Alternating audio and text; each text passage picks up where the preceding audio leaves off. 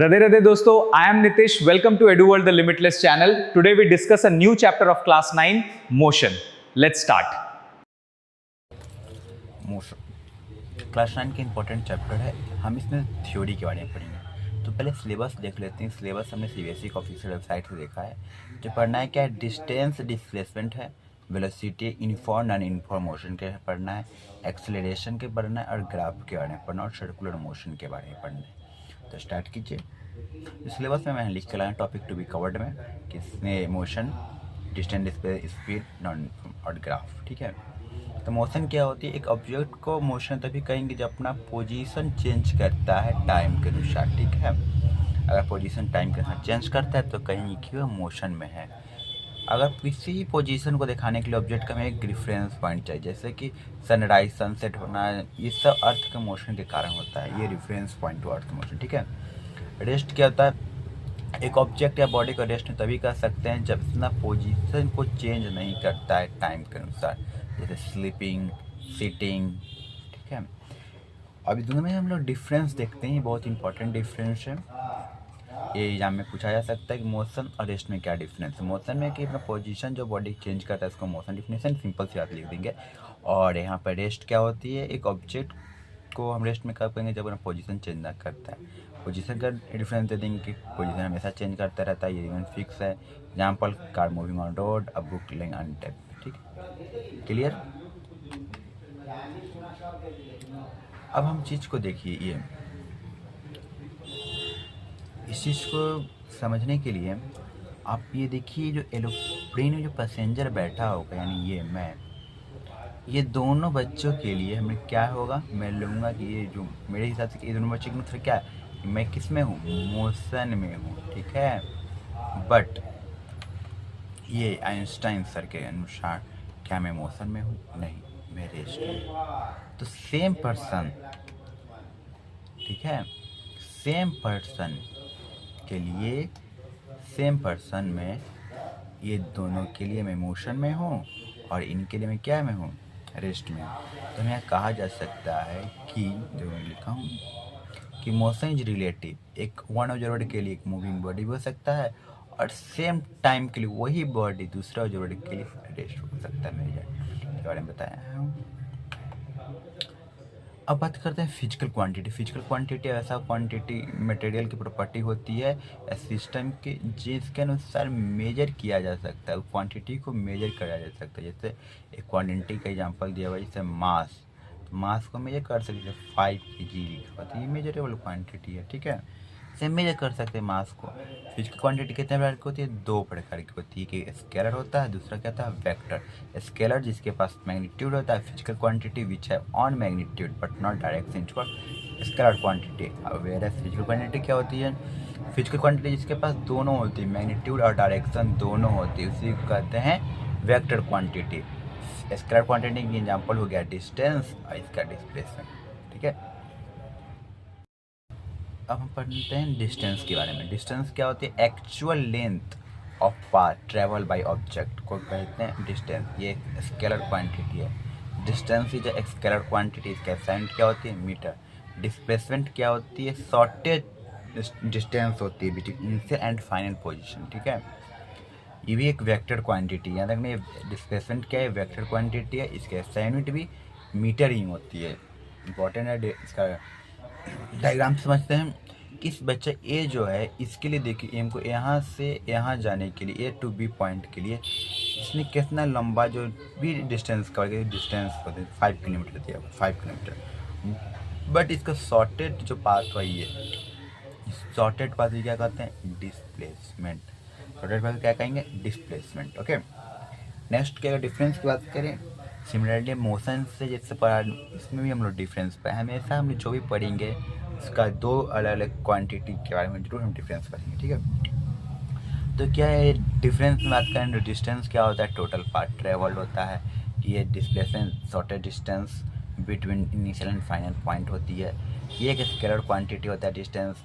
Vector quantity होता है displacement. ये डिस्टेंस कभी भी जीरो नहीं हो सकता है, बट ये जीरो हो सकता है। डिस्प्लेसमेंट जीरो कैसे होता है, इस चीज़ को समझते हैं। देखिए, ये कुछ सर्कुलर ट्रैक है, मान के चलिए सर्कुलर ट्रैक है, मान के चलते हैं। तो ये यहाँ से कोई स्टार्ट किया रनिंग करना, और फिर यहाँ से ऐसे गया और फिर यहाँ पे गया, तो उसका इनिशियल और फाइनल पोजीशन सेम ही हुआ है, इसलिए इसका डिस्प्लेसमेंट क्या हुआ, सेम, मतलब 0। डायरेक्शन इसमें चाहिए नहीं, इसका डायरेक्शन इंपॉर्टेंट होता है, यहाँ पर देख सकते हो आप। अब हम पढ़ते हैं स्पीड। स्पीड क्या होती है? स्पीड जो होता है ये डिस्टेंस पर यूनिट टाइम को कहते हैं स्पीड, जो लिखा हुआ है distance travel by time per unit time, ठीक है।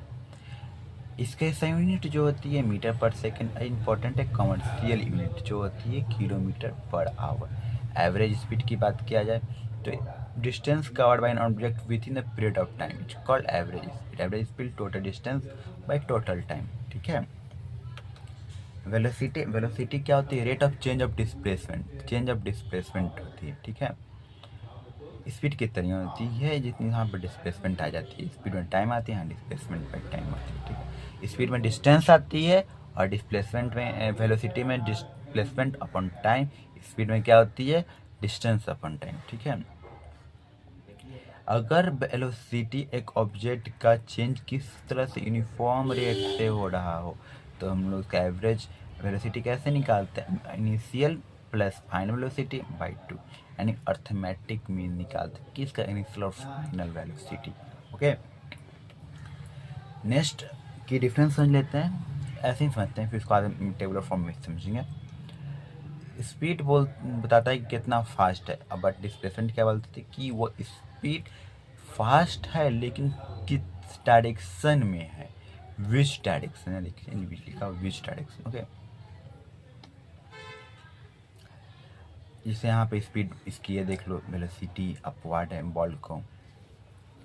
इसके डिफरेंस को देखते हैं। स्पीड क्या होती है? Rate in which object cover distance is called speed, but velocity क्या होती है? Rate at which object change इस डायरेक्शन, ठीक है।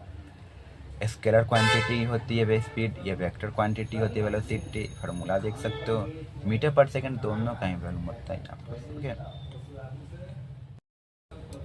ये ओडोमीटर आप गाड़ी में देखो, इससे डिस्टेंस नापते हैं, स्पीडोमीटर से क्या करते हैं? स्पीड, ठीक है।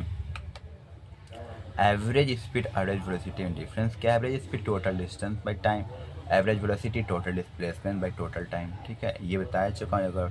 अगर क्या स्पीड यूनिफॉर्म रेट से चेंज हो रहा है तो ये हम लोग यूज करते हैं। अब बात करते हैं एक्सीलरेशन के बारे में।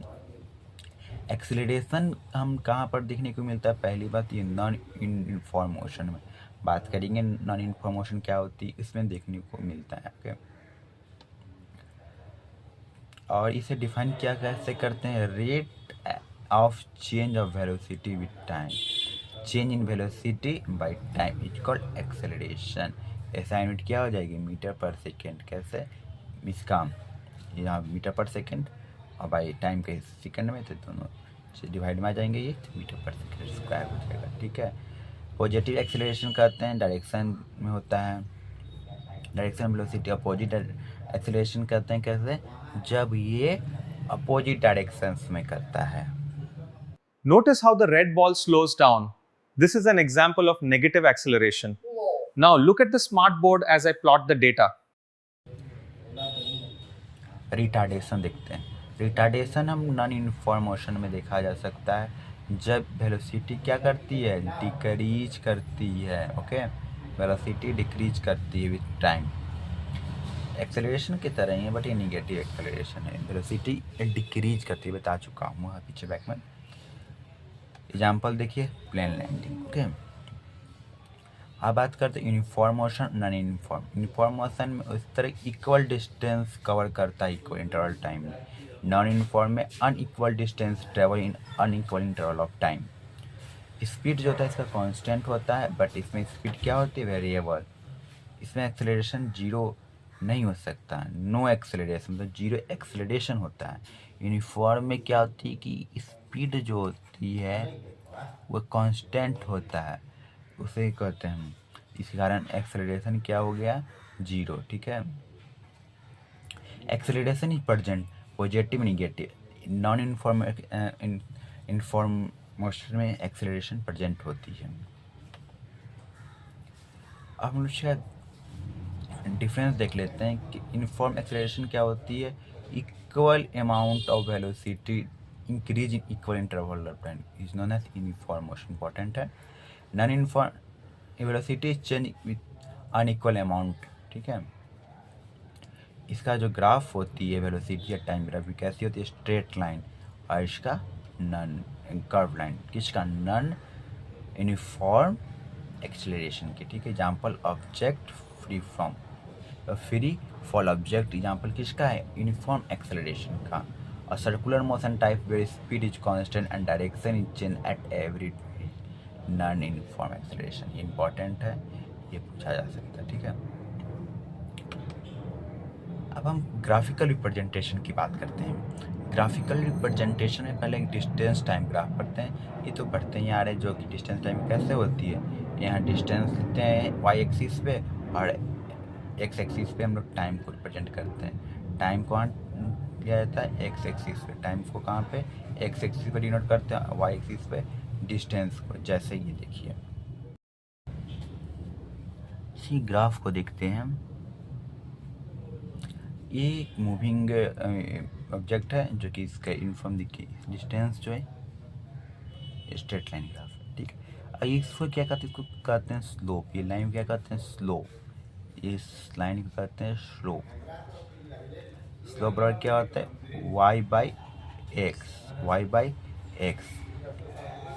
ये नॉन यूनिफॉर्म का ग्राफ कर्व होती है, देख लो. ठीक है. अब चलिए, अब हम बात करते हैं velocity time graph. Velocity time graph क्या देगा, हमें एरिया को रिप्रेजेंट करेंगे. एरिया अगर इसका निकालते हैं तो हमें क्या मिलती है, वेलोसिटी टाइम ग्राफ का एरिया का मिलेगा डिस्टेंस. ठीक है. So distance is move by A car area. Area जो हम निकाल देते हैं जो ग्राफ का, उससे हमें क्या मिलता है, वेलोसिटी टाइम ग्राफ का अगर एरिया निकालते हैं तो डिस्टेंस हमें मिलता है. ओके, जैसे यहाँ पर मैं बताया हूँ मैंने. वेलोसिटी टाइम ग्राफ का अगर दिया हुआ है, उस आप मुझसे पूछे कि डिस्टेंस कितना हुआ है, तो हमें एरिया निकालना चाहिए. किस चीज़ का, फिगर का एरिया. जिस तरह ये दो फिगर यहाँ पे दिया हुआ है, एक ये फिगर ट्रायंगल और ये स्क्वायर, दोनों का मैं रेक्टेंगल दिया हुआ है, तो रेक्टेंगल का एरिया प्लस ट्रायंगल का एरिया निकाल दिया. इसका जो डिस्टेंस कवर होगा वही मुझे निकल जाएगा. Good. Graphical representation of motion velocity time graph बता चुका हूँ. ये यूनिफॉर्म का और नॉन यूनिफॉर्म एक्सेलरेशन का भी ग्राफ है जो मैं पीछे बताया हूँ. अब आते हैं मोस्ट इम्पॉर्टेंट और नॉमिकल प्रॉब्लम पे. हम इसका जो डेरिवेशन होगा नेक्स्ट वीडियो में बात करेंगे. वैसे है नहीं सिलेबस में, लेकिन हम बात करेंगे ग्राफिकल रिप्रेजेंटेशन का भी बात करेंगे और नॉमिकल जो होता है उसका भी. चलिए, एक पहला फार्मूला होता है v equal to u plus a t, जहाँ v क्या है, final velocity, u initial, a acceleration, t time, s displacement. ठीक है. दूसरा है s is equal to u t plus half a t square, ठीक है. क्या लिखा गया, half a t square same लिखा हुआ है, सही है ये लिखा हुआ. ठीक है, इस तरह से. तीसरा है v square equal to u square plus 2as. Okay, plus 2as. अब क्लियर नज़र आ रही होगी, नहीं नज़र आ रही होगी. ये जो थर्ड इक्वेशन है ये है v square is equal to u square plus 2as. S क्या है, डिस्प्लेसमेंट. ओके, तो चैप्टर यहाँ पे मोस्टली ख़त्म ही हो चुका है, लेकिन हम ग्राफिकल टाइप पर जो बात है उस चीज़ को देख लेते हैं. ग्राफ इंपॉर्टेंट है इस और नॉमिकल वाला. देखिए, अगर ग्राफ डिस्टेंस टाइम ग्राफ दिया होगा, उसका स्लोप निकाल देंगे तो क्या मिलेगा, स्पीड. स्लोप कैसे निकालते हैं, वाई बाई एक्स. अब ये पढ़ेंगे कुछ समय बाद क्लास 10 में टेन थीटा के बारे में पढ़ेंगे, यही होता है. ठीक है. डिस्टेंस टाइम ग्राफ दिया हुआ रहे और इसका एरिया निकाल देते हैं तो भी ज़्यादा इंपॉर्टेंट नहीं है. डिस्प्लेस टाइम ग्राफ का अगर हम स्लोप निकालते हैं तो वेलोसिटी मिलती है. डिस्प्लेस टाइम ग्राफ का एरिया निकालेंगे तो क्या है, एरिया अंदर कर्व डिस्टेंस आएगी. वेलोसिटी टाइम ग्राफ स्लोप निकालेंगे तो क्या आएगा, एक्सेलरेशन आएगा, प्राप्त होगा. वेलोसिटी टाइम ग्राफ का एरिया अंदर निकालेंगे तो क्या, डिस्प्लेसमेंट आएगी. ठीक है. सिंपल सी बात ये पूछा जा रहा है कि आप देखो कि वेलोसिटी टाइम ग्राफ जो डिस्प्लेसमेंट टाइम ग्राफ है, डिस्प्लेसमेंट कहाँ लिखाएगा, वाई एक्सिस पे और एक्स एक्सिस पे टाइम दिखाएगा। तो यही ना है d/t क्या होती है, वेलोसिटी। सिंपल सी बात। तो डिस्टेंस टाइम ग्राफ में का अगर हम उसका स्लोप निकालेंगे तो वेलोसिटी ही निकलेगी। चलिए अब हम बात करते हैं मोशन अंडर ग्रेविटी, जो होती है when object move only under the influence of gravity without any external force acting on it, the motion is accelerated and this is known as the acceleration due to gravity। जब भी body जो move करती है सिर्फ gravity के influence में without other external force होता है, इसे क्या कहते हैं, एक्सेलरेट होता है, इसे एक्सेलरेशन ड्यू टू ग्रेविटी कहते हैं। जब हम लोग कहते हैं अपनी जी के बारे में, ठीक है। Uniform circular motion, uniform circular motion covering equal distance along the circumference, ठीक है, इसी को यूनिफॉर्म सर्कुलर मोशन कहते हैं। वेलोसिटी v, ठीक है, वेलोसिटी का 2π/t, वेलोसिटी याद रखना, v इक्वल टू क्या होती है 2πr/t, 2πr circumference by T जो वेलोसिटी होती है।